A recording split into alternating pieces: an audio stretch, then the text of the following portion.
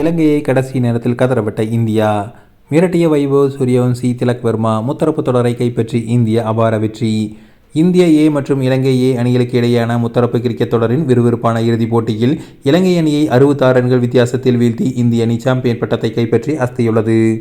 இந்த போட்டியில் முதலில் பேட்டிங் செய்த இந்திய அணி தொடக்க வீரர் வைபவ் சூரியவன்சியின் அதிரடியால் 50 ஓவர்களில் 9 விக்கெட் இழப்பிற்கு 377 ரன்கள் குவித்தது. 9வது ஓவரிலேயே வைபவ் சூரியவன்சி 29 பந்துகளில் 94 ரன்கள் எடுத்து ஆட்டமிழந்தாலும் அதற்கு பிறகு இந்தியா 132 ரன்களை எட்டி வலுவான அடித்தளத்தை போட்டது.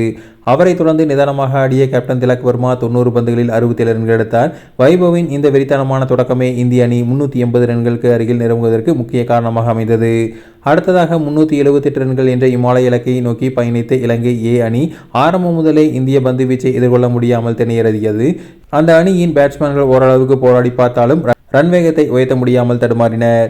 இறுதியில் இந்திய வீரர் அன்குல் ராய் பாய்ந்து பிடித்த அசாத்தியமான கேட்ச் மூலம் இலங்கை அணி 311 ரன்களுக்கு அனைத்து விக்கெட்டுகளையும் இழந்தது.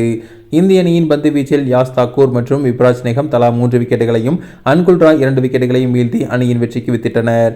முதல் 8 ஓவரிலேயே ஆட்டத்தை இந்தியாவின் பக்கம் திருப்பிய வைபவ் சூரியவன்சியின் ஆட்டம் இந்த தொடரின் வரலாற்று சிறப்புமிக்க வெற்றியாக கொண்டாடப்படுகிறது.